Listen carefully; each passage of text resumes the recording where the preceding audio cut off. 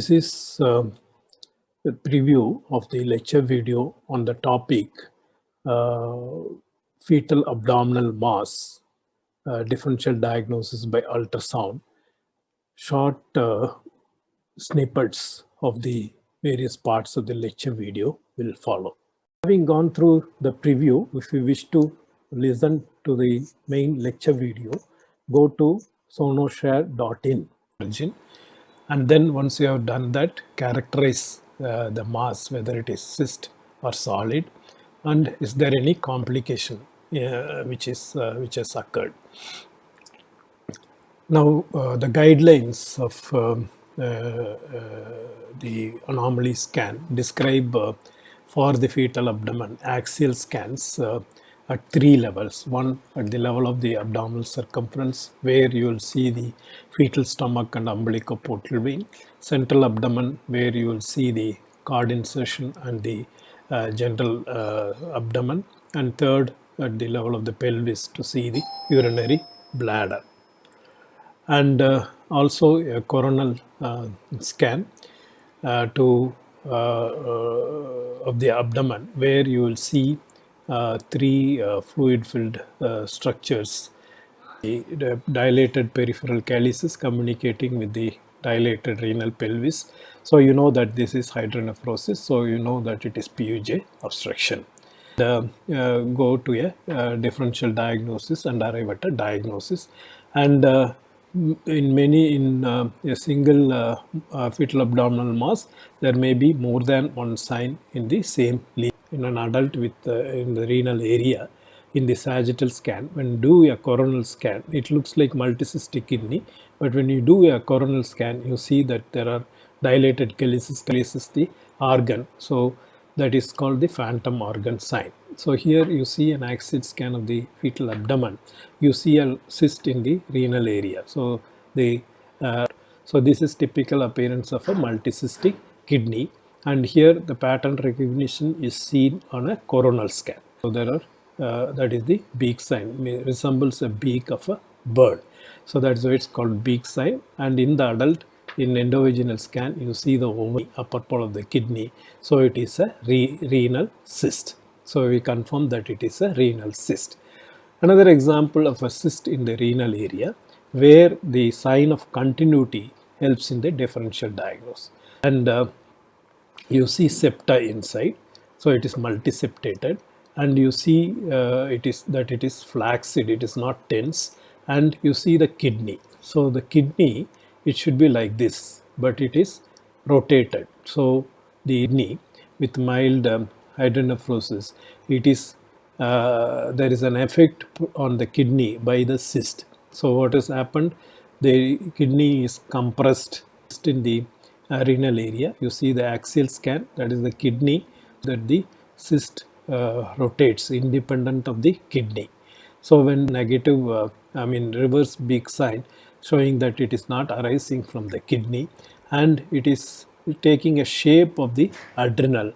So it is a adrenal cyst. Mass from the adrenal, so that is a neuroblastoma. The postnatal scan shows the confines of an organ, well within the confines. And you see, you are able to demonstrate the parenchyma of the organ. You see the liver, you see the gallbladder, and you see the cyst well within the liver. All round we see the liver parenchyma. Use high frequency, you see how much the resolution improves. Again, you see the similar axial scan, you see the stomach, that is the liver, and you see nicely the spleen posterolateral to the stomach, and you see the cyst, well, the splenic artery around the cyst. So this is one of the signs also to say that it is you see the spleen and you see the pancreas. So outlines of the pancreas, and you see the cyst well within. In addition, you see that is the right kidney, the left kidney, and you see the cyst in the organs in that location and exclude one by one. This is another method of narrowing down the organ of origin. Suppose you see a mass in the left upper quadrant of the fetus, And this is the schematics showing the organs in the left upper quadrant, which is the stomach, the other side of the artery. So here taking the splenic artery as example, you see the anterior structures will be the stomach. Because it is varies in, I mean, it has changed in size and shape, it has to be the stomach. Then the other one has to be a cyst. Then we come to a little posterior stomach. The cyst is paralleling the shape of the stomach. So it could be a duplication cyst of the stomach. Then use high frequency. You see the gut signal is normal, whereas there is hydronephrosis of the upper moiety. You see the parenchyma around it, and you also trace the ureter, continuity with the ureter. So the cyst is continuing as ureter. I mean, there is a reverse beak sign with the kidney, so ruling out the kidney, and you see a doubtful beak sign with the tail of pancreas. So use high frequency. The pancreas is seen the left branch of the hepatic artery, and the left hepatic veins are dilated markedly with high vascularity in the mass. So this is infantile hemangioma of the kidney is normal, but the mass is above the kidney in the suprarenal area, and the suprarenal gland is not seen by exclusion. Again, it is supplied by a branch from aorta, and by exclusion it is a retroperitoneal mass. So infradiaphragmatic bronchopulmonary sequestration. But here an additional feature is seen. You see a tubular cystic structure in the center, which is communicating with the stomach, which is very characteristic. And then not renal origin, but here you see an additional axial scan. You see the stomach, and there is a tail-like extension into the liver. That is actually it is continuous with the hepatic duct. So that confirms that it is a cystic dilatation of the common bile duct. That is a choledochal. Stomach is normal, and you see that it is within the head of pancreas. So that is the pancreas. So it is a retroperitoneal cyst, and there is a tail-like extension. So it has to be a retroperitoneal lymphangioma between the kidney and the cyst, and it is posterior to the gallbladder. So it is separate from the kidney, and in the high frequency you see the gut signature in the cyst wall. So it is a dupe. This is an adult.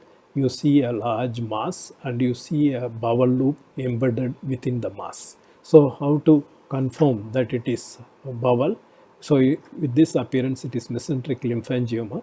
In real time, you will see there is peristalsis in the ovary. It is you should know that the ovary is an abdominal organ in the fetus. So the ovarian cyst will be in the lower abdomen. Here will be a mesenteric cyst. It is a cystic teratoma of ovary, unless proved otherwise, showing the gut signature in the wall. So that is a duplication. And if you observe for peristalsis, you see the peristalsis frozen image. Also, you see the evidence of peristalsis as the folds.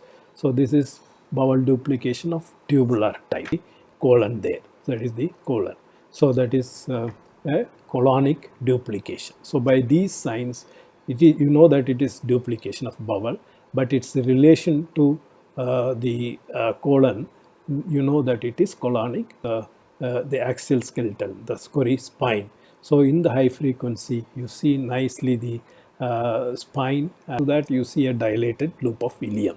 So all these features narrow down to a meconium tree from the pelvis. So it's, and the gender is female. So it is a intraperitoneal mass, female. So it is an ovarian. Now that is cyst 1 and 2, but here it is anteroposterior. Now I told you ovarian cyst, there is debris in it, and see, suppose this is the normal schematic of a female pelvis. You see the what you call the cashew nut, fruit and nut. So cashew fruit and nut, that is the appearance. Perineum, that is the female gender, and you see the hydrocolpus bulging from the vulva. So the hydrocolpus is extending up to the vulva. So the diagnosis is bladder, and that is the rectum. So much detail we get by the endovaginal scan, confirming a diagnosis of hydrometrocolpus. And if you see the distance from the vulva, there is it is not bulging into the vulva, so you know that it is vaginal atresia. Because the axial scan in the region of the kidney shows that the right kidney is not seen in the renal fossa, so you know that there are no internal echoes. And if you see umbilical arteries, you see both the cysts, and you see the cysts have decreased in size with maturation. Now we'll assume that the left one is urinary bladder. With fetal maturation it has disappeared. So then we have to know what is the right one. So that is the previous image, third image, and fourth image. After there is duplication of the scan shows two bladders and two uteri, and it is well within the pelvis. So it is, do a coronal scan, you see that there is a cyst in the lower abdomen, which is extended, confirmed by the serious scans, and you see with the high frequency the gut signature in the wall of the cyst. So it is a duplication, and it is a duplication, but because of the location between the rectum and bladder, it is a rectum. And on color there is circular flow in it, confirming that it is an umbilical. See the dilated stomach and spleen were normal, and you see the stomach and spleen separately normal, and in the same section you see the dilated left hepatic vein. Of differential diagnosis, and I have shown some examples, but this is not the complete list. You may